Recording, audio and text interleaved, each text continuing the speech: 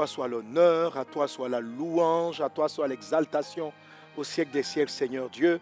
Nous venons dans ta présence, nous élevons nos voix vers toi, nous levons nos mains vers toi. Oh Dieu, toi qui nous donnes la grâce, le privilège, Seigneur, de nous retrouver devant ta face.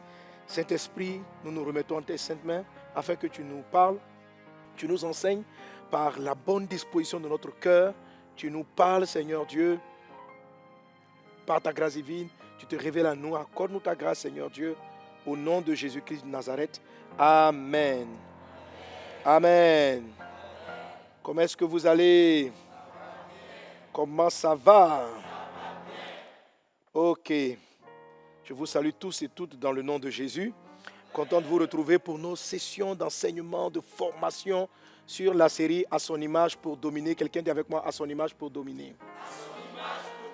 Alors donc, À son image pour dominer est une série qui va nous conduire dans plusieurs sous-thèmes.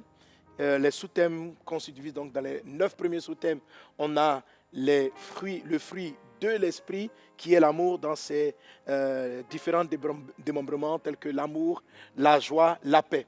Aujourd'hui en particulier, on va parler donc de la paix. Alors, tous les éléments qui sont cités dans le fruit de l'esprit font partie de l'image de Dieu. Et vous avez d'autres choses qui font partie de la ressemblance à Dieu. Amen. Voilà, la Bible dit que Dieu a créé l'homme selon son image, selon sa ressemblance, afin qu'il domine. Tous les problèmes qui vous assaillent, qui vous fatiguent, qui vous embrouillent, viennent de ce qu'il y a des choses que vous ne contrôlez pas. Ces choses-là vous contrôlent. Si je suis fatigué par des problèmes financiers, c'est que les finances ont une certaine ascendance sur moi. Je ne domine pas, je suis influencé ou je suis même dominé.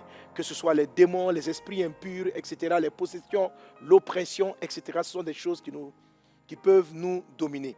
Si Dieu dit à l'homme, je t'ai créé afin qu'il domine, je l'ai dit la dernière fois, cela suppose que même Adam et Ève, en ayant été créés, avaient des choses sur lesquelles ils devaient dominer. Je te vois dominer, régner dans le nom de Jésus-Christ. Tu es image de Dieu, tu dois ressembler à Dieu, tu dois dominer par la grâce et par la puissance de Dieu. Alléluia. Alors donc l'image de Dieu, ça traduit donc en fait tous ces éléments là dont j'ai parlé, qui sont le caractère de Dieu. Et aujourd'hui en particulier, on va voir une particularité de Jésus qui lui a donné de dominer certaines circonstances. On va aller donc sur la base d'un fait naturel, mais qui décrit un peu la situation de notre monde agité. Je vais vous inviter à ouvrir vos Bibles avec moi dans l'évangile de Marc, chapitre 4. L'histoire commence au verset 35. Il a dit, ce même jour, sur le soir, Jésus leur dit, passons sur l'autre bord. Dis avec moi, passons sur l'autre bord. Alléluia. Lorsque tu marches avec Jésus, Jésus veut t'amener à un autre bord. Peu importe la dimension dans laquelle tu te trouves, peu importe l'état dans lequel tu te trouves, Jésus t'amène à l'autre bord, qu'on dit souvent overside. Je vois le Seigneur te faire passer à un autre bord en cette saison, en cette année, dans le nom de Jésus de Nazareth. Tu es trop longtemps resté au premier bord. Tu es trop longtemps resté à cette dimension dans laquelle tu te trouvais. Le Seigneur te fait passer à un autre bord. Donc Jésus leur dit, passons sur l'autre bord, sur l'autre rive. Après avoir renvoyé la foule, ils l'emmenèrent dans la barque où il se trouvait, et il y avait aussi d'autres barques avec lui. Verset 37, il s'éleva un grand tourbillon, et les flots se jetaient dans la barque, au point qu'elle se remplissait déjà. Et lui, il dormait à la poupe sur le coussin. Ils le réveillèrent et lui dit, « Maître, ne t'inquiètes-tu pas de ce que nous périssons ?» S'étant réveillé, il menaça le vent et il dit à la mer, « Silence, tais-toi !» Et le vent cessa, et il eut un grand calme. Puis il leur dit, « Pourquoi avez-vous si peur? Comment n'avez-vous point de foi ?» Ils furent saisis d'une grande frayeur, et ils se dirent les uns les autres, « Quel est donc celui-ci à qui obéissent même le vent et la mer ?» Alléluia. Amen. Gloire à Dieu. Amen. Amen. Alors, c'est une très belle histoire de Jésus qui montre Jésus endormi dans la barque. Amen. Donc Jésus est couché, Jésus dort tranquillement dans la barque. Il y a le vent, il y a la tempête, il y a le tourbillon. Et puis Jésus dort. La Bible dit que l'homme était en train d'entrer dans la barque et Jésus dormait toujours. Amen. Et puis donc les disciples viennent le réveiller. Maître, maître, maître, ne t'inquiètes-tu pas de ce que nous périssons? Alors je dis souvent en racontant cette histoire que si les disciples sont venus réveiller Jésus, ne t'inquiètes-tu pas de ce que nous périssons, c'est que sûrement Jésus avait dû se réveiller au départ. Parce que si quelqu'un est profondément endormi, Tu ne dis pas, ne t'inquiètes-tu pas de ce que nous périssons. Tu dis, réveille-toi, nous périssons. Alors si tu dis à la personne, ne t'inquiètes-tu pas, c'est que la personne était supposée avoir constaté les faits et puis les avoir sous-estimés. Donc Jésus a dû sûrement se réveiller à un moment donné, peut-être à cause des tonnerres et autres. Puis après, il s'est bien recouché, il a fermé le drap sur lui pour bien dormir même, pendant que la tempête était en train de souffler, le vent était en train de souffler. Jésus a dû bien se coucher. Alors c'est là qu'il vient de le réveiller et puis lui dire, ne t'inquiètes-tu pas de ce que nous périssons. Alléluia. Pour la majorité des personnes, il y a des événements lorsqu'ils surviennent autour de vous, tout le monde s'attend à ce que vous paniquiez. Il y a des choses qui font paniquer tous les hommes, mais pas le Seigneur, mais pas Dieu. Au travers de ce message, Dieu veut te faire entrer dans une dimension qu'on appelle la paix divine. Alléluia. La paix divine est quelque chose qui va te garder dans le calme. Quand il y aura le tourbillon des problèmes financiers, tu seras dans le calme. Quand il y aura autour de toi le tourbillon des bruits, des épidémies, des choses dangereuses, tu seras dans le calme. Quand même la mer ou bien des problèmes vont tenter de te tuer, tu seras dans le calme. La Bible dit que la barque se remplissait, les disciples étaient au milieu de la mer. Donc c'est-à-dire que ce qui à leur arrivé était une menace mortelle. Mais malgré cette situation-là, Jésus était sans inquiétude. Alors lorsque Jésus se réveille, lorsque Jésus se lève, il ne se lève pas à cause de la tempête, il ne se lève pas à cause du vent, il se lève parce que les disciples le réveillent. Et lorsqu'il le réveille, Jésus dit silence à la tempête, et la tempête se tait directement. Les disciples sont surpris, ils sont étonnés, et Jésus aussi est étonné de leur attitude. Amen. Il leur dit, où est votre foi? Il dit, comment n'avez-vous pas la foi? C'est-à-dire que la réaction des disciples n'était pas la norme spirituelle. La réaction des disciples a été faite selon les hommes.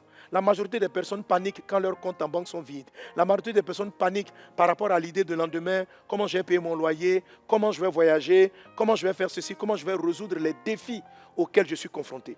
Il existe une paix dans le Seigneur, alléluia, qui au milieu de la tempête, au milieu des drames que connaisse l'humanité, il existe une paix de Dieu dans laquelle vous pouvez être serein pendant que tout s'élève autour de vous. Cette paix-là est puissante. Et elle vous donne de dominer sur les circonstances. Qu'est-ce qui s'est passé?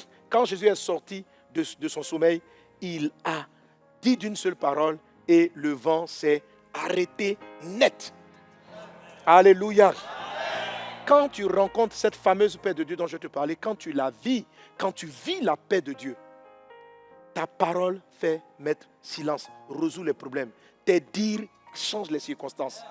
Jésus dit dans le livre de Matthieu chapitre 5 verset 9, « Heureux ceux qui procurent la paix, car ils seront appelés fils de Dieu. » Vous savez, la Bible dit dans le livre de Romains chapitre 8 que la création a été soumise à la vanité et elle attend la révélation des fils de Dieu. Quand on dit révéler les fils de Dieu, ça veut dire que les fils de Dieu sont déjà là. Ça veut dire que tu es déjà là, mais le monde ne le constate pas. Le monde ne voit pas encore que le fils de Dieu que tu es est là. Alléluia. Qu'est-ce que la création attend? Pourquoi il y a autant de maladies? Pourquoi il y a autant de drames? Pourquoi il y a autant de famines? Pourquoi il y a autant de troubles? Pourquoi il y a autant de guerres? Parce que les fils de Dieu ne sont pas encore révélés. Mais toi et moi, si tu as donné ta vie à Jésus, tu es enfant de Dieu. Qu'est-ce qu'il faut pour que le monde sente qu'un fils de Dieu est présent? C'est exactement ce que dit Matthieu chapitre 5. Il faut la paix. Il dit quoi? Heureux ceux qui procurent la paix. Parce que c'est quand on va procurer la paix que le monde va savoir que nous sommes fils de Dieu. Heureux ceux qui procurent la paix, car ils seront appelés fils de Dieu. Sois appelés fils de Dieu dans le nom de Jésus-Christ de Nazareth. Alors, cet enseignement que nous commençons dans cette première session va nous donner, par la grâce de Dieu, va te donner d'être calme, d'être serein, d'avoir de la tranquillité, même dans des moments compliqués. Là où tout le monde doit paniquer, tu ne seras pas en mode panique. Quel que soit ce qui est dans ta poche, quel que soit ce que les gens te disent, quel que soit ce que les gens t'annoncent, quand les médecins vont vouloir venir te dire, attention, il y a une maladie qui est rentrée dans ton corps, il y a un calme qui va te garder, il y a un calme qui va te protéger. Alléluia. Je me souviens, il y a quelques années de cela, suite à une prise de sang pour faire des analyses, les médecins sont venus me voir quelques temps après, les médecins de l'église sont venus me voir et puis me dire, ah pasteur, vraiment, on a vu que tu as un taux trop élevé de transaminase. Bon, j'espère que je ne me trompe pas du nom. Tu as un taux trop élevé de transaminase. Et quand ils m'ont donné l'information, Et le taux trop élevé de transaminase, pour eux, c'est un phénomène qui est inquiétant, qui révèle le plus souvent, donc selon ce qu'ils m'ont dit, je ne maîtrise pas bien, mais ça révèle ou ça cache un problème au niveau du foie. Ça peut être un cancer, ça peut être une cirrhose, ça peut être quelque chose comme ça. Donc ils étaient en mode panique. Tout ce qu'on fait, en tout cas, un taux élevé, ce n'est pas bon. Amen. Un taux élevé, ce n'est pas bon. Mais c'est bizarre, malgré qu'il m'ait donné cette information, j'ai senti un calme en moi. J'étais calme. Et à la limite même, j'ai pris l'information pour rire. J'ai souri avec l'information. J'étais calme. Ils ont dit, bon, ils vont venir prendre mon sang. Ils ont repris donc un sang parce que quand la première prise et les résultats s'est écoulé une semaine. Donc le jour où ils m'ont donné les résultats, ils ont voulu prendre à nouveau mon sang pour aller faire maintenant des analyses plus approfondies pour voir ce dont je souffrais. Mais j'avais le calme, une sérénité intérieure. Ils partent avec le nouveau sang, le sang qu'ils viennent de prendre. Ils vont au laboratoire. On était donc un dimanche. Et puis le lendemain, lundi, ils m'appellent là, avec une panique joyeuse cette fois-ci, pour dire qu'ils ne comprennent plus rien, ils ne comprennent plus rien. Les deux sangs sont totalement différents. Ils ont les éprouvettes avec le sang qui avait le taux élevé de transaminase et mon nouveau sang à un taux normal. Ils étaient tous dans la panique au laboratoire parce que pour eux, c'était pratiquement impossible.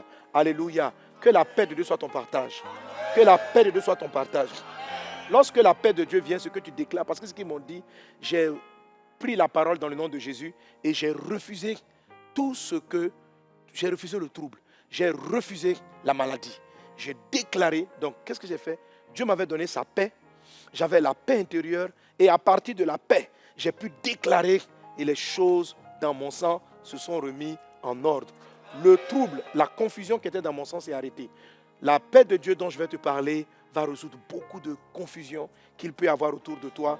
Que la main de Dieu soit avec toi, que la grâce divine surabonde dans ta vie. Dis avec moi la paix divine. Alléluia. Donc Jésus était dans la paix et il est sorti de la paix et il a imposé la paix à l'environnement. Quand tu marches dans la paix de Dieu, tu as la possibilité, le pouvoir d'imposer la paix autour de toi. Et je te vois entrer dans cette dimension au nom de Jésus. Au nom de Jésus. Au nom de Jésus. Amen. Maintenant, je vais te bénir de la paix avant d'entrer dans certains détails. Reçois la bénédiction de la paix. Reçois la bénédiction de la paix. Dans le livre de Nombres, chapitre 6, voilà les bénédictions relatives à la paix. Brinda sorobara la canta la babros, rekata la babrada slorian, je vais annoncer la paix. Rababraïda so katalianda la dabros, rianda brada so katala babra. Nombres chapitre 6, verset 22, garde les mains levées et reçois la paix de Dieu.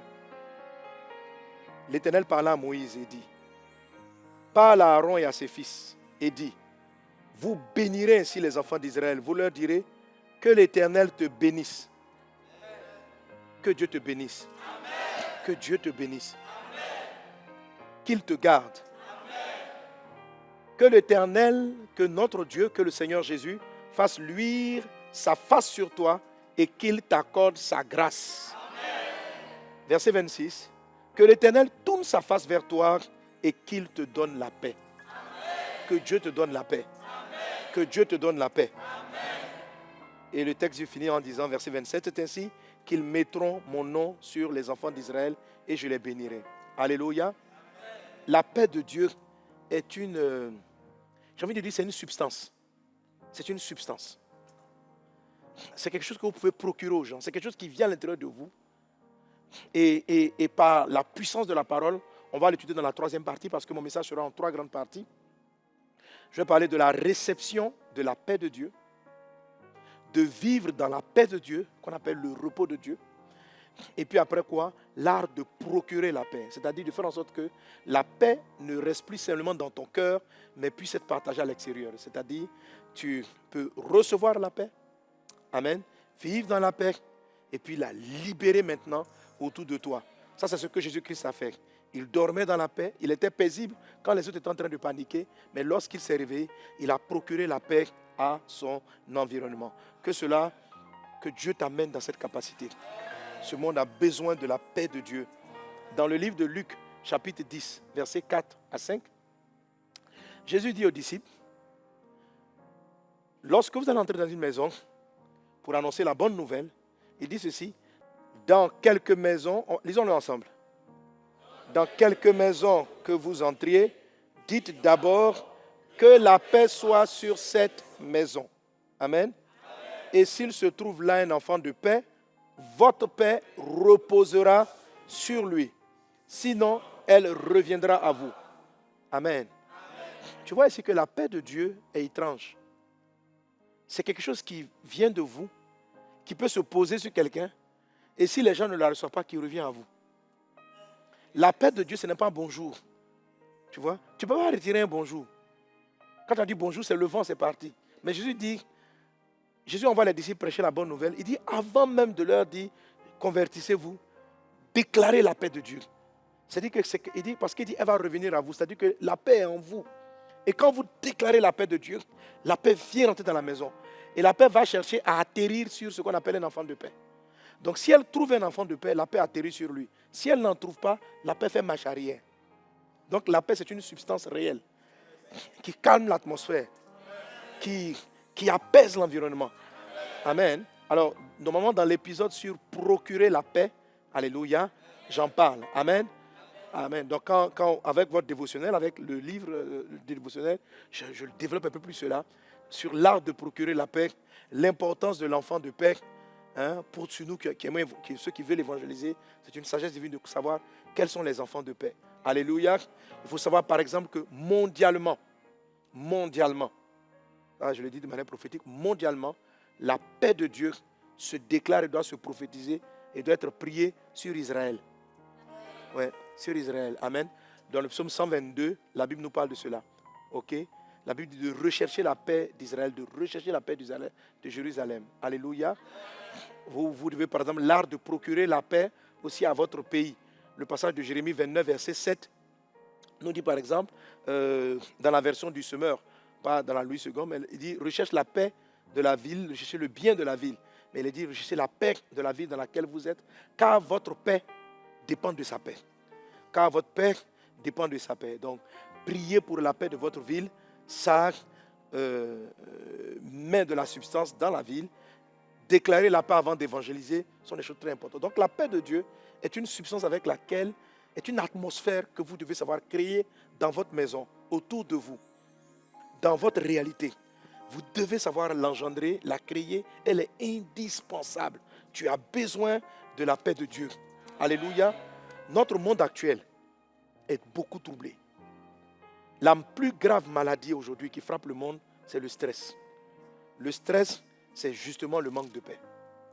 Les gens sont angoissés. Quand je vous ai parlé de la joie, l'opposé de la joie, c'est la tristesse. Maintenant, après la joie, on rentre dans la paix divine. L'opposé de la paix divine, c'est le trouble et l'inquiétude. La tristesse est très souvent basée sur un événement qui s'est déjà produit. Okay? Il y a des événements qui se sont passés et ça crée en moi de la tristesse. Je pleure parce que j'ai perdu quelque chose. La paix fait référence aux événements qui ne sont pas encore arrivés. C'est-à-dire, j'apprends que demain, je risque d'avoir ceci. Donc, le fait de... Je peux être triste de ce que je n'ai pas les ressources pour. Mais la panique face à l'information, c'est ça qu'on appelle le manque de paix. Et Jésus considère cela, la Bible appelle cela un manque de foi. La paix et l'autre élément qu'on verra le mois d'après, qu'on appelle la patience, sont les éléments de base de la foi. Sont les éléments de base de la foi ou de ce que la Bible appelle, ce que j'appelle le mystère de la foi. Est-ce qu'on est ensemble? Amen. Alléluia. Amen. Amen. Si tu as ces deux éléments-là, sinon les trois, la joie, la paix, la patience divine, ta foi, tu vas vivre tu vas vivre les plus grandes choses, tu vas déplacer les montagnes, tu vas vivre les plus grandes choses extraordinaires. Alléluia. Donc retenez bien l'enseignement sur la joie, sur la paix, et celui qui va suivre la paix sur la patience. Amen, amen, amen, amen. Que le mystère de la foi soit au partage. Il est dit en 1 Timothée chapitre 3 verset 9, parlant des anciens, ils doivent conserver le mystère de la foi. La foi est un mystère. La foi a des choses qui sont cachées, des clés mystérieuses. Et c'est la découverte de ces mystères de la foi qui fait la différence entre beaucoup d'hommes de Dieu dans leur capacité à produire de grands résultats et ceux qui n'en produisent pas. C'est le mystère du mystère de la foi. Donc la foi, la Bible dit, conservant le mystère de la foi dans une conscience pure. Amen. Donc, il y a un mystère dans la foi. Alléluia. Dis avec moi, mystère de la foi. Voilà, il y a un mystère dans la foi. Elle est mystérieuse. La paix de Dieu, la foi est mystérieuse. Et parmi les mystères de la foi, vous savez, quand les gens parlent de la foi, on définit la foi. C'est la ferme assurance des choses qu'on espère. On s'attend à des choses, mais il y a un mystère là-dedans. Une des choses cachées qui vous est révélée par la paix. La paix de Dieu. Alléluia. Amen. Jésus dit ceci dans le livre de Jean chapitre 14, à partir du verset 27. Il dit ceci, on va le lire ensemble, 1, 2, 3. Je vous laisse la paix, je vous donne ma paix. Je ne vous donne pas comme le monde donne, que votre cœur ne se trouble point et ne s'alarme point. Alléluia. Donc cela vient confirmer ce dont je te parlais tantôt, c'est que Jésus a une paix qui lui est propre. C'est de cette paix-là que je vais te parler. Il a une paix qui lui est propre. Il dit ceci, je vous laisse la paix. Donc Jésus, en montant au ciel, a laissé le calme, la paix qu'il a caractérisé au milieu de la tempête. Jésus t'a laissé le calme, la paix. Quand les gens viennent l'annoncer qu'on va le tuer, Jésus était serein. On vient dire, on va l'accuser. Jésus était dans le calme. Le seul moment où il semble avoir un peu paniqué, où il semble un peu avoir été angoissé, c'est à Gethsémani. Mais Jésus n'était jamais en mode panique. Et quand il est monté au ciel, il nous a laissé cette arme puissante pour dominer sur les troubles qui existent dans ce monde. Il dit, je vous laisse la paix. Dieu te laisse la paix. Dieu te laisse la paix. Il te laisse la paix. Reçois la paix de Dieu. Alléluia. Il dit, je vous laisse la paix. Je vous donne ma paix. Amen. Je ne vous la donne pas comme le monde la donne. La paix du monde est une paix des circonstances. Amen. On va dire qu'il y a la paix dans le monde quand les circonstances autour de nous ne sont pas troublées. Quand il n'y a pas de bruit de guerre. Mais la paix de Dieu ne vient pas de l'extérieur. La paix de Dieu vient de la paix de Christ qui est en toi. C'est cette paix-là qui prend le dessus. Et quand tu ouvres la bouche pour l'annoncer, tu procures la paix à ton environnement. Procure la paix au nom de Jésus. Manifeste la paix au nom de Jésus. Vis la paix au nom de Jésus. Reflète la paix au nom de Jésus. Brinda la ricata rababrada soro bara la glorianda brada selikan. Laide wente lede brada slorianda bra. Reçois la paix de Dieu. Reçois la paix de Dieu. Amen, amen, amen. Alors souvent j'ai lu cela, n'est-ce pas? Je t'appelle, je dis bon, tiens un objet, je vous donne. Mais l'objet là, si tu ne le reçois pas, tu ne peux pas l'avoir. Jésus nous a donné la paix. Tu dois la recevoir. Tu dois lambano la paix. Sinon, tu dois faire quoi après? Kata lambano la paix. Alléluia. Voilà. Kata lambano, vous savez, ça veut dire posséder la chose. Ça veut dire être capable de l'utiliser. Avec la paix, il faut passer en mode du lambano au kata lambano. Kata lambano, c'est la maîtriser. C'est la contrôler. C'est pouvoir la déclarer. Alléluia. Que la paix de Dieu soit ton partage au nom de Jésus-Christ. Amen. Alors, la paix de Dieu se reçoit par, je vais dire, on va, c'était de différentes manières. Donc, Jésus a laissé la paix. Jésus nous a donné sa paix. Amen. Mais, il nous a donné sa paix. Mais tout à l'heure, j'ai parlé du mystère de la foi, dans lequel est inclus la paix. Comme si c'est quelque chose qui est caché et pour lequel il faut aller à la recherche. Ok? Il faut aller à sa recherche. Parce qu'elle est très importante. Et on va voir tout de suite les intérêts de la paix. Il est dit dans le livre de Hébreux. Il est dit dans le livre de Hébreux chapitre 12.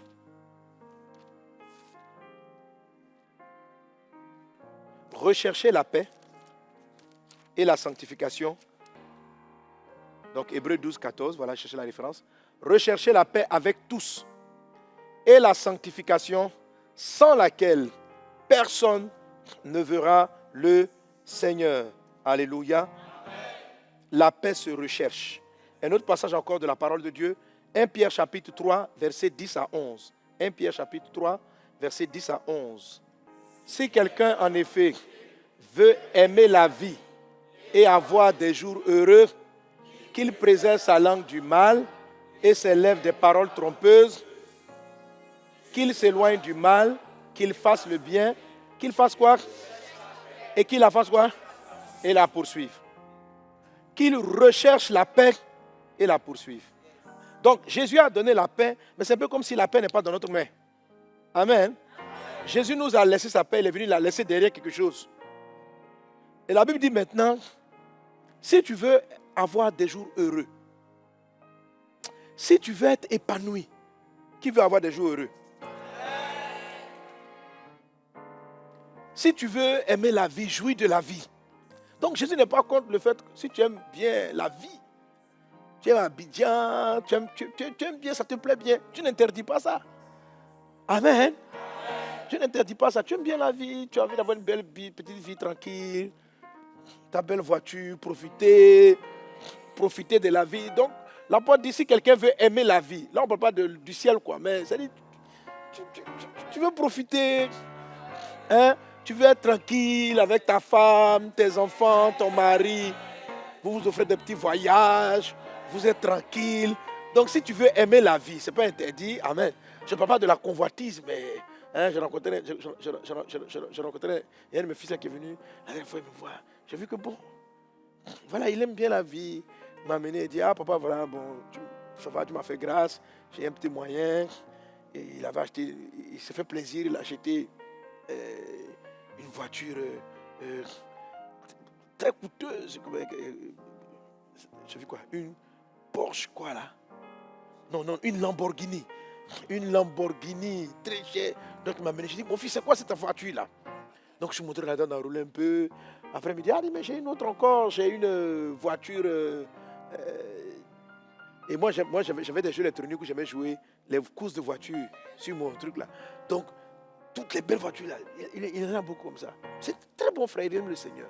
Donc j'ai vu que, il dit il aime bien ça, il aime bien. Donc Dieu lui a donné les moyens de pouvoir en jouer. Bon, je lui ai dit, mon fils c'est bien, mais bon, moi je ne suis pas trop fan. Je veux voir les voitures là seulement au truc. Mais je suis personnellement, voilà. Si tu me vois dans une belle voiture, toutes les voitures, la plupart, si tu vois dans une belle voiture, on m'a offert. On m'a offert, voilà. C'est-à-dire que j'allais prendre l'argent puis aller acheter une jolie voiture. J'ai acheté une voiture, mais en fait, c'est pas mon truc, quoi. Voilà. Franchement, c'est pas mon truc, ça ne m'intéresse pas. J'ai des voitures au ciel là qui m'intéressent. Alléluia. Je me prépare une maison au paradis, tu n'as aucune idée. Donc franchement, voilà. Je rends grâce à Dieu, je suis dans une belle maison. Je rends grâce à Dieu. Dieu m'a donné une extraordinaire femme, des beaux enfants. Je rends grâce à Dieu. Amen. Je suis content pour cela. Mais vraiment, je suis quelqu'un qui a la tête au ciel. C'est-à-dire, je pense au ciel. Voilà, la terre là ne m'intéresse pas. Et puis Dieu m'a donné cela. Mais il y a des gars qui ne sont pas comme moi, qui ont envie d'avoir une belle maison, de beaux jardins. Donc c'est à cela que Dieu parle. Il dit, si tu veux aimer la vie. Amen. Qui veut aimer la vie? Bon, en tant que pasteur, la Bible vous autorise, je vous autorise aussi. Ayez les bonnes choses. Amen. Donc l'apôtre Pierre donne un certain nombre de conseils spirituels, mais en fait il les tire du psaume 34. C'est dans le psaume 34, il est dit cela.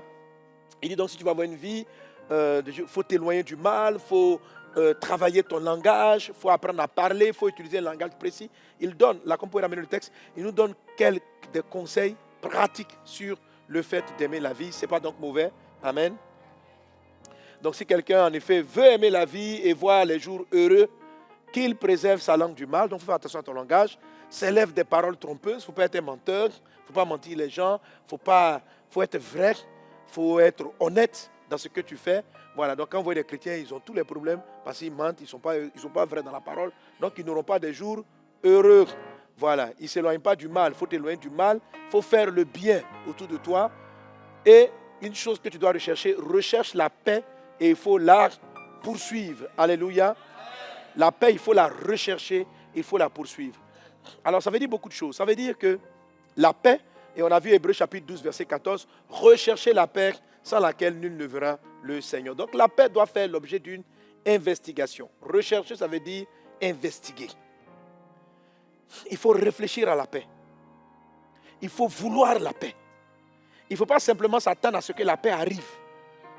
C'est-à-dire, tu es assis et puis un coup, tu es en paix. Ça, c'est la paix du monde. La paix de Jésus, elle a été donnée, mais elle est placée dans des endroits mystérieux.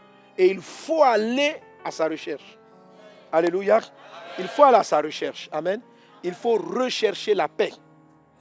Il faut faire des investigations. Le texte qu'on a lu tout à l'heure dit, il faut même la poursuivre. Parce que quelquefois, tu vas avoir l'impression qu'elle s'éloigne. Il faut la poursuivre. Hébreu va préciser en disant ceci, rechercher la paix avec tous. Donc, il faut chercher la paix, l'entente, l'harmonie avec ceux avec qui tu ne t'entends pas. Quand il y a un petit truc, les gens ne sont pas contents, vous vous disputez et ça crée une atmosphère qui est désagréable.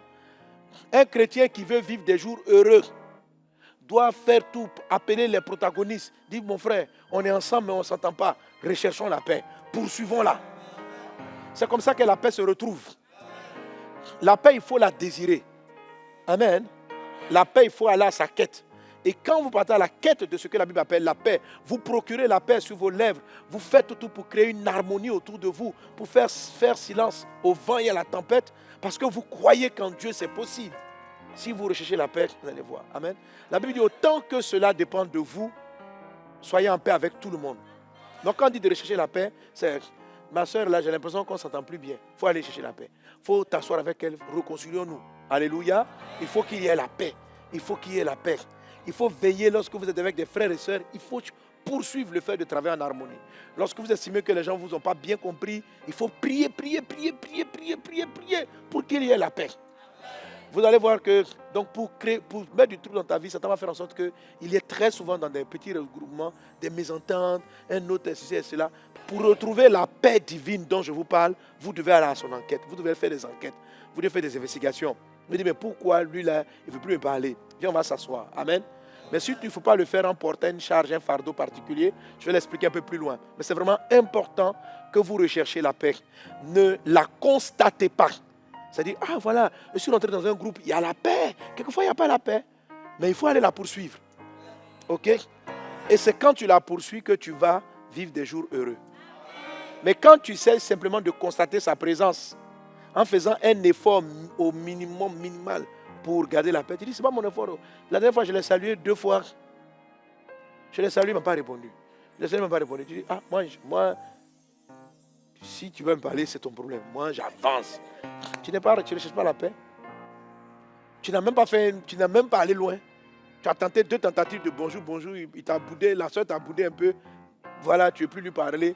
Tu dis, mon frère, je ne force pas l'amitié. Tout ça, c'est le langage du monde. Hein? Je ne force pas l'amitié. Ce n'est pas une affaire d'amitié. C'est une affaire que vous êtes dans un groupe. C'est une affaire que vous travaillez ensemble. Et il se trouve qu'il n'y a pas de paix. Il faut aller à la recherche de la paix.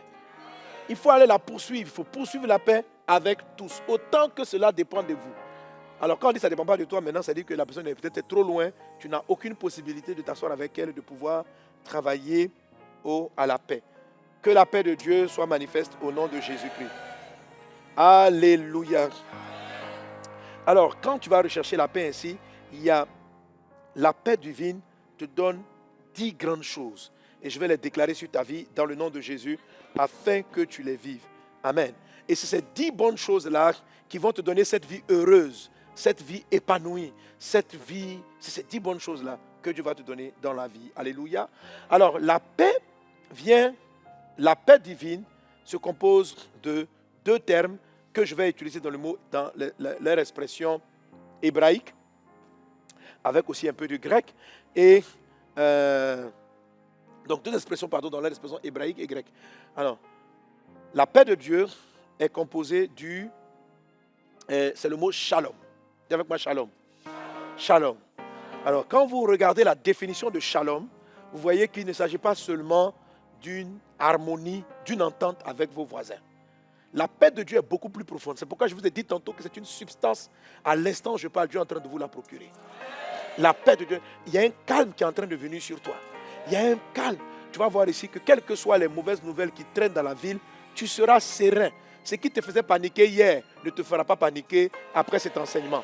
Ce qui te faisait trembler hier fera que tu ne trembleras plus au nom de Jésus-Christ.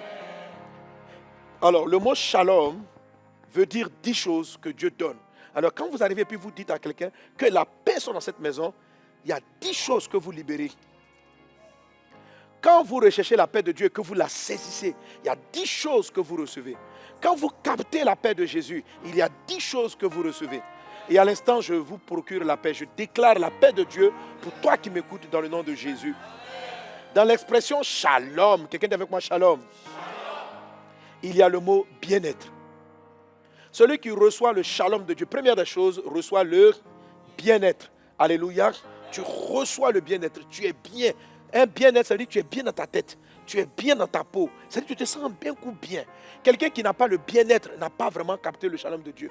Quelqu'un qui marche et puis qui est mal dans sa peau, qui a un esprit de rejet, qui n'est pas bien en lui-même, c'est le shalom qu'il n'a pas reçu. Donc si tu as un mal-être, tu as mal d'exister, tu as un mal de vivre, c'est que le shalom n'a pas encore été reçu. Alléluia. Donc même si tu n'es pas en guerre avec des personnes, tu t'entends avec tout le monde, mais que quand tu marches, tu n'es pas content de toi, tu n'es pas à l'aise avec toi-même, tu n'es pas à l'aise de la présence de Christ avec toi-même, c'est que Jésus t'a laissé sa paix, mais tu ne l'as pas prise. Il faut que tu la prennes maintenant au nom de Jésus.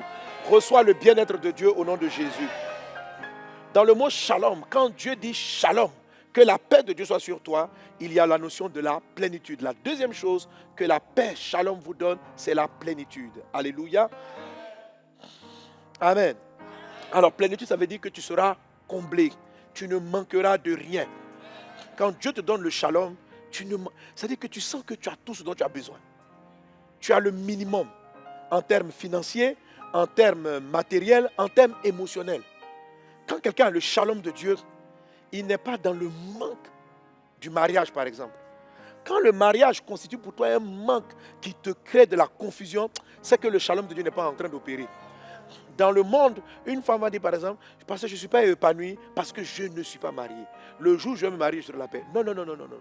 C'est le jour où tu auras shalom, que shalom va t'accorder le bien-être. Parce que quand tu poursuis la paix, quand tu l'as attrapée, elle t'amène la joie de vivre, être heureux, selon ce qu'on a vu tout à l'heure dans le livre dans l'épître de Pierre. Est-ce qu'on est ensemble? Amen. Reçois la paix de Dieu. Reçois la plénitude émotionnelle, la plénitude physique, la plénitude spirituelle, au nom de Jésus de Nazareth. Quand on déclare shalom sur ta vie, tu reçois aussi la sûreté. L'expression shalom traduit la sûreté ou, si tu veux, la sécurité. Alléluia. Amen. Lorsque tu es en insécurité, tu as l'impression que tu n'es... Vous voyez, la sécurité, ça donne une forme de sérénité. Quand il y avait les tirs des armes dans la ville de Côte d'Ivoire, les gens se sentaient en insécurité. Mais en Christ, il y a de la sûreté. La sûreté. La sûreté. C'est comme si tu as vraiment la sensation chronique que tu es sous protection. Qu'il y a une sécurité autour de toi. Alléluia. Et c'est cette paix-là dont il est question. Il dit, quand je marche dans la vallée de l'ombre et de la mort, je ne crains aucun mal. Ce sentiment de ne craindre aucun mal, même dans la vallée de l'ombre et de la mort, ça vient du shalom sécurité. Cet élément de ne pas s'inquiéter au milieu de la tempête, ça vient du shalom sécurité. Alléluia.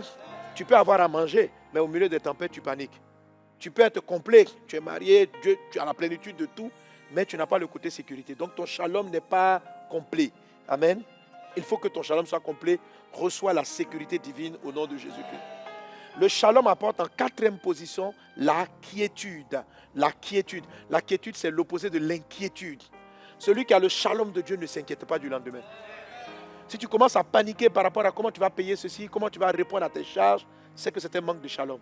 Alors quand l'inquiétude commence à t'envahir, quand tu ne te sens pas en sécurité, c'est là qu'il faut te lever pour poursuivre shalom. Ok?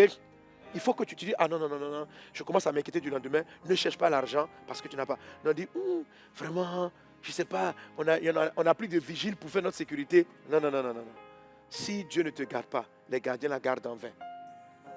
Ta peur là même va attirer. Il dit, ce que je crains, c'est ce qui finit par m'arriver. Ce que je redoute a fini par m'atteindre. Job avait beaucoup de moyens financiers, il avait des ressources, il avait des gardes, il avait tout ça. Mais quand le malheur a frappé, le malheur a tout balayé parce que c'est Dieu qui garde. Ta paix se trouve en Dieu. Je ne dis pas de ne pas prendre des vigiles, mais tu ne mets pas ta foi en eux. Tu mets ta foi dans le Seigneur. Et parce que tu as la foi dans le Seigneur va équiper les vigiles ou tous ceux qui sont chargés de la sécurité. Que la paix de Dieu soit ton partage au nom de Jésus. Donc je disais qu'en quatrième position, tu as la quiétude. Il n'y a pas en toi d'inquiétude du lendemain. Tu es calme et serein par rapport au lendemain. Tu es convaincu que demain ne peut être que favorable. Que la quiétude soit ton partage au nom de Jésus. La bénédiction shalom accorde la santé. Quand on dit tu as reçu shalom, dans shalom, il y a la santé. Alléluia. Quelqu'un qui n'est pas en bonne santé, le shalom n'est pas là. Donc quand tu es souvent malade, il faut aller à la recherche de la joie divine, qui est un bon remède, amen, et de shalom. Alors, shalom ou la paix te garde et te protège de la maladie, tandis que la joie guérit le mal. La joie guérit, la paix te protège de la maladie. Alléluia. La joie, par exemple, mon taux était élevé, ma joie intérieure a guéri le problème. Mais la paix de Dieu, par exemple, dont j'avais la paix intérieure, les deux sont très souvent liés. La paix de Dieu, par exemple, je crois que c'est cette paix-là qui est en moi, qui fait que je tombe pratiquement jamais malade. J'ai quelquefois des petites grippes, des petits rhumes, mais ça va très vite. Et Dieu me donne une santé, voilà. Je suis en forme, quoi, par la grâce de Dieu. Alléluia. Et on bénit le Seigneur pour cela. Que cela soit ton partage au nom de Jésus. Alors, à partir du 6e point, on va commencer à toucher vraiment des éléments extérieurs du shalom. Donc, shalom donne aussi de l'amitié. Oui. Quand vous avez la paix de Dieu fait que vous êtes en paix avec tout le monde et même une bonne relation amicale. Les gens qui vivent dans le shalom de Dieu s'entendent avec tout le monde. Quand tu es toujours en conflit, c'est-à-dire que tu as toujours un palabre avec quelqu'un. Moi, je rencontre des frères comme ça, il y a beaucoup de fils spirituels. Ils n'ont pas d'ennemis. Ils n'ont pas d'ennemis. Ils sont en paix. Le shalom fait ça, il n'y a pas d'ennemis. Parce qu'ils vont éviter les éclats de voix. Ils ont toujours la parole qu'il faut pour éviter les conflits. Ils ont toujours l'humilité qu'il faut vraiment pour s'abaisser quand il faut s'abaisser. C'est-à-dire que leur quête de l'amitié là fait que bon, s'ils voient que toi tu es trop gonflé, ils descendent, ils s'adaptent. Il faut un truc. C'est pas qu'ils rentrent dans la compromission, mais ils sentent où tu es. Ils ont toujours le mot qu'il faut pour éviter que tu t'enflammes et que la situation ne s'envenime. Et ça vient de l'être intérieur. Ce n'est pas qu'ils se dénient ou bien qu'ils gardent leur colère. Et ils savent que bon, tu es frustré, ok, on va trouver tel angle d'approche. C'est pourquoi le shalom vous donne l'amitié. Que cela soit ton partage au nom de Jésus. Le shalom te donne, et je vois cela, la prospérité. Non seulement tu ne manques de rien, mais quand shalom de Dieu est là, tu prospères au nom de Jésus. Prospère au nom de Jésus. Shalom te donne l'harmonie et la concorde. 8e chose. Alléluia. Amen. L'harmonie et la concorde. Alors ça, shalom de Dieu, l'harmonie et la concorde, on est vraiment dans le cas des couples. C'est-à-dire des personnes avec qui vous devez travailler étroitement. Parce que vous pouvez être en amitié, en paix avec tout le monde. Ok? Mais il y a des personnes avec qui vous devez vraiment travailler étroitement. Le shalom, lorsqu'il est dans votre vie, vous donne la capacité de savoir harmoniser, mettre de l'harmonie dans votre corde. Ce qui fait que quelqu'un qui a le shalom de Dieu, il arrive à faire ce qu'on appelle les prières d'accord très facilement. Il arrive à savoir quelle est la partition qu'il va jouer dans un ensemble d'orchestre. Il regarde ce que vous faites et puis il sait qu'est-ce qu'il peut apporter pour que tout soit harmonieux. Okay? Quand quelqu'un n'a pas la paix de Dieu, il a l'impression que quelqu'un a pris sa place. Quand quelqu'un a la paix de Dieu, il voit toujours la place qui reste pour pouvoir s'insérer et le peu qu'il va apporter. Alléluia.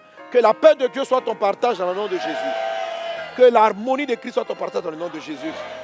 Alors quand tu n'arrives pas à t'harmoniser avec tes collègues, avec des amis, il est fort probable que tu aies un problème avec toi-même. Le problème ne vient pas de l'extérieur. Le problème vient de ton absence de shalom. Si tu as shalom, tu seras en harmonie. Si tu n'arrives pas à t'harmoniser, c'est qu'il y a quelque chose qui te manque. Alors ces différents éléments-là sont aussi des signes qui vous révèlent si shalom est présent ou pas.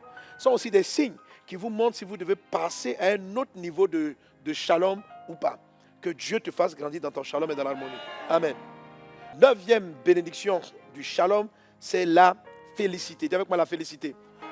Alors quand on dit reçois shalom, ça veut dire reçois félicité. Félicité, c'est la gloire, c'est l'élévation. Alléluia. La paix de Dieu te fait monter toujours. La paix de Dieu t'élève. Je vois ton élévation arriver. Je déclare cela sur ta vie dans le nom de Jésus. Et la 10e chose, la paix vous donne la tranquillité environnementale. Alléluia. Alors c'est de ça dont il est question en Jérémie chapitre 29, verset 7. Il est dit que Dieu accorde la paix à ton territoire, à ton pays, et que tu vives en paix, car ton bonheur dépend du sien. Ton bonheur dépend du sien. Jérémie 29, verset 7. Alléluia. Ton bonheur dépend du sien. Donc que ces 10 éléments-là soient ton partage au nom puissant de Jésus-Christ de Nazareth. Alléluia. Je te vois dans la paix de Dieu au nom de Jésus. Je te vois dans la paix de Dieu au nom de Jésus. Amen. Alors, donc, voilà ce que la paix va t'apporter. Je laisse-moi te donner encore 10 autres raisons rapidement pour lesquelles tu dois rechercher et poursuivre la paix. 10 autres raisons pour lesquelles tu dois rechercher et poursuivre la paix. Et à l'épisode suivant, à la session suivante, on va parler de comment donc entrer dans cette paix, comment entrer, saisir cette paix, comment catalambaniser la paix de Dieu. Alléluia. Alors, pourquoi tu dois encore courir après la paix? Tu dois courir pour développer une foi inébranlable. Jésus a dit ceci, que votre cœur ne se trouble point et ne s'alarme point. Recevez ma paix, prenez ma paix. Donc quand vous avez la paix de Dieu, votre cœur ne s'alarme pas. C'est quoi les alarmes? C'est warning, warning, il y a un danger dans la place, ton cœur ne panique pas. Je connais certaines personnes, dès que même tu les appelles au téléphone, ils sont là, il y a quoi? Ils ont l'impression qu'il y a toujours une menace qui est dans l'air. Tu vas marcher, dès qu'ils entendent coucou, leur cœur est toujours en alerte. Ça donne du stress. Ça donne du stress. Les gens ont fait des études par rapport aux animaux et on s'est rendu compte que les lions en savane meurent beaucoup plus vite que ceux qui sont en captivité. Parce que ceux qui sont en savane, on dit, sont toujours stressés. Comment ils vont manger? Comment ils vont se nourrir? Comment ils vont faire ça? Donc, ils ont la rate, le cœur qui est gonflé et ils meurent vite. Tandis que ceux qui sont tranquilles, qui dorment, qui sont au repos, ils vivent longtemps. Alléluia.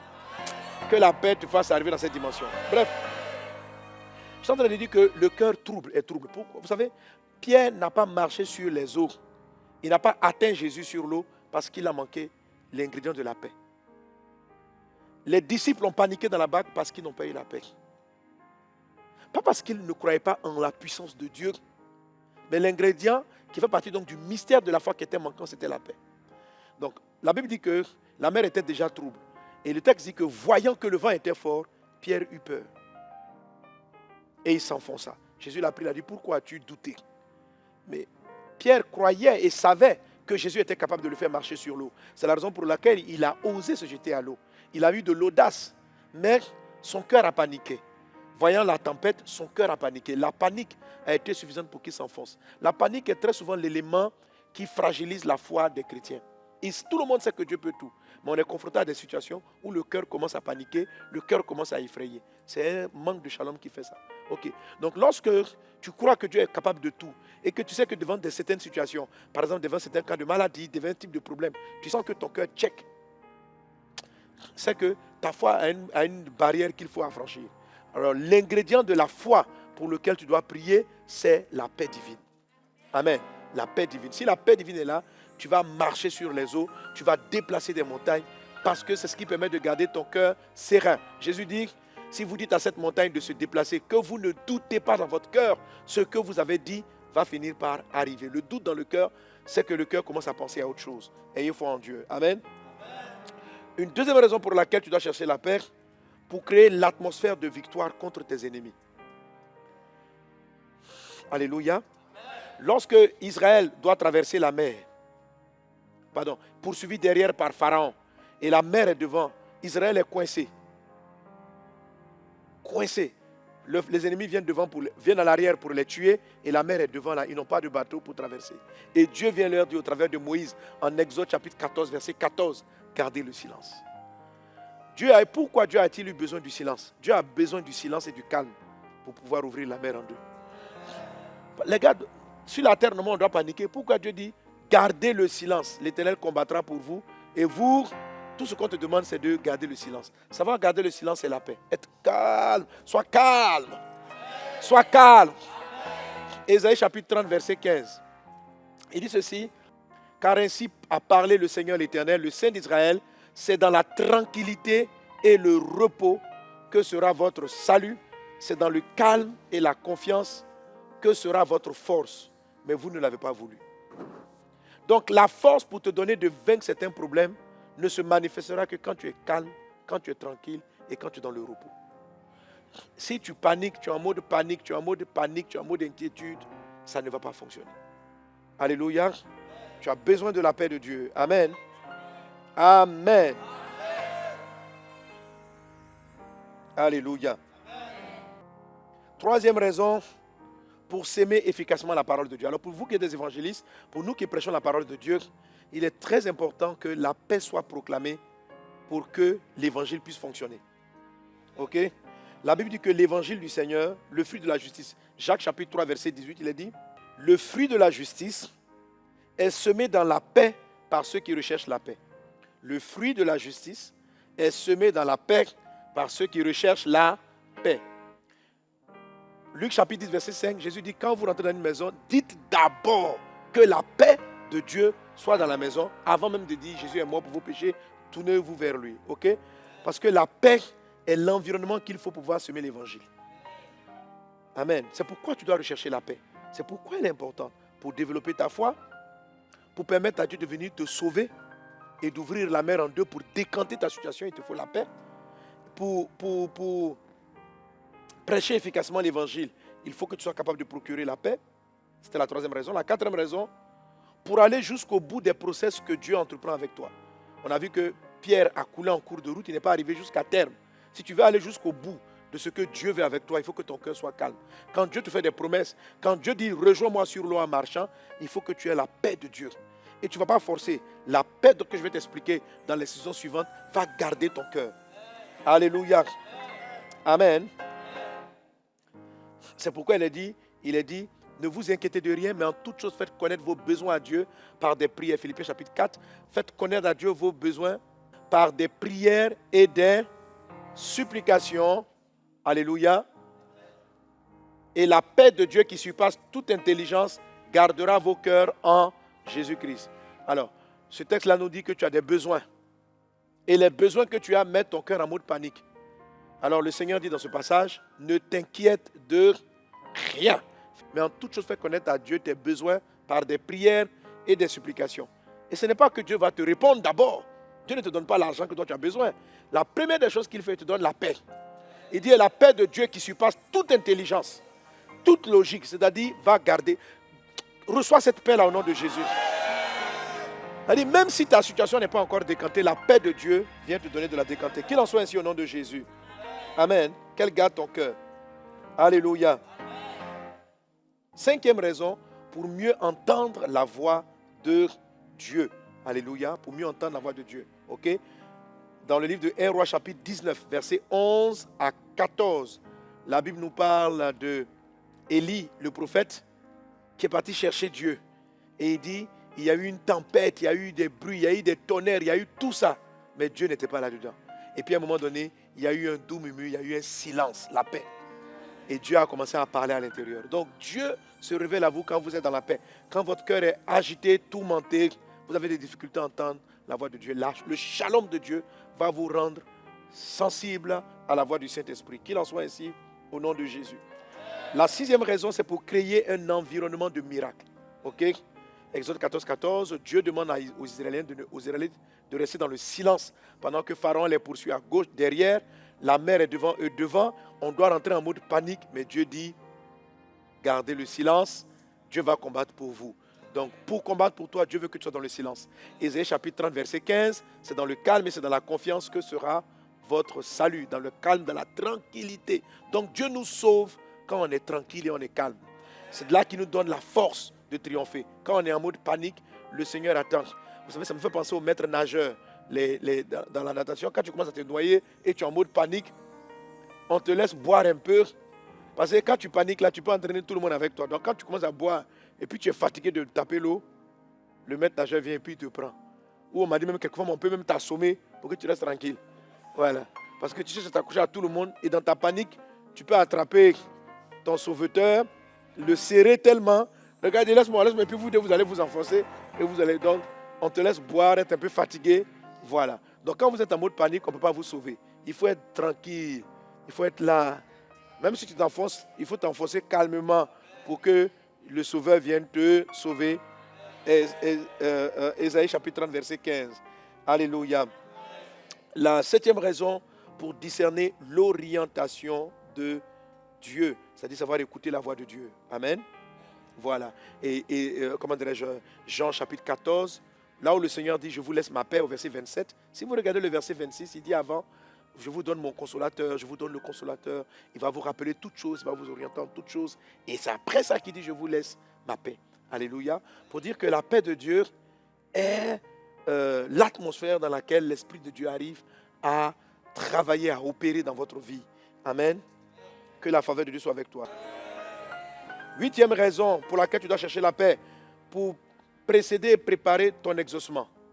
Philippiens chapitre 4, versets 6 à 7, le texte qu'on a cité tout à l'heure. 9e raison, pour ne pas être perçu comme un païen. Amen. La Bible dit que si vous procurez la paix, le monde, la création va vous appeler fils de Dieu. Ok? La paix vous donne un visage spirituel. Donc dans le monde invisible, les esprits, les anges, les démons et le monde invisible voient que tu es dans la paix, que tu es un fils de Dieu. Jésus dit ceci dans le livre de Matthieu chapitre 6, il dit de ne pas s'inquiéter, de ne pas se troubler comme les païens. Comme les païens. Il dit, votre Père qui est dans le ciel sait ce dont vous avez besoin. Jésus compare donc le fait que vous soyez fils de Dieu au fait des païens. Et il dit, ne soyez pas comme les païens. Ce qui font les païens, ce qui fait les païens, c'est leur inquiétude de comment ils vont manger, comment ils vont boire, etc. Donc lorsque ces soucis des païens-là sont les vôtres, lorsqu'ils sont les vôtres, ils font que le monde invisible ne voit pas en vous votre identité de fils et les anges ne se disposent pas à répondre favorablement ou rapidement à vos besoins alimentaires, à vos besoins de logement, à vos besoins de base. Amen. Donc, vraiment, il ne faut pas être perçu comme un païen. Amen. La 10e et dernière raison, pour être une personne ordonnée et structurée, la paix de Dieu va vous donner de structurer votre vie, de mettre de l'ordre dans votre quotidien. 1 Corinthiens chapitre 14, verset 33. Dieu n'est pas un Dieu de désordre, il est un Dieu de paix. Dieu n'est pas un Dieu de désordre, il est un Dieu de paix. Car Dieu n'est pas un Dieu de désordre, mais il est de paix. Alléluia. Jésus met ici en opposition le désordre et la paix. Ok? Quand la paix de Dieu est là, votre vie est plus structurée, votre vie est plus ordonnée, vous arrivez à arranger les choses et ça va vous donner de l'organisation. Ça va structurer vos entreprises, ça va structurer votre maison, ça va organiser votre emploi de temps. Donc, si tu as des désordres, je commence ma journée par quoi, je finis ma journée par quoi, ça peut être l'absence du shalom qui fait ça. Avec la présence du shalom en toi, naturellement, tu sauras comment mettre de l'ordre dans ta vie. Que cela soit votre partage. On va s'arrêter là pour la première session. Alléluia. Tu es béni au nom de Jésus-Christ de Nazareth. Amen. Alors, tu vas dire avec moi, Seigneur, je veux la paix, je veux la poursuivre au nom de Jésus. Pour ces différentes raisons dont nous avons parlé. Ensemble, élevons-nous et prions pour la paix de Dieu. Brindalari kandala mahuyon tolobo bro de slarian de bros. Rakatali anda brada cerebara la conta. Liandala babros, les kanda were le vaidi sike. Au nom de Jésus. Seigneur, nous courons après ta paix. Nous cherchons ta paix. Nous poursuivons ta paix. Nous poursuivons ta paix. Nous voulons ta paix. Nous cherchons ta paix. À toi la gloire au siècle des siècles. Béni sois-tu, Papa, pour ce que tu fais. Tu nous accordes cette paix. Louange et gloire soient rendues au siècle des siècles. Brianda la livonta la brada soro bara la glorianda bris. Prede brada soro bara la glarianda brada la lihente. Londo roba clarianda brada soro bara la glorianda brada lerica. Renda raba brada soro bara la glorianda brada sokata. Lairianta raba brada solo bara la ham. Au nom puissant de Jésus, merci Seigneur, merci Père pour tous tes bienfaits. Au nom de Jésus-Christ, Amen. Quelqu'un acclame Jésus.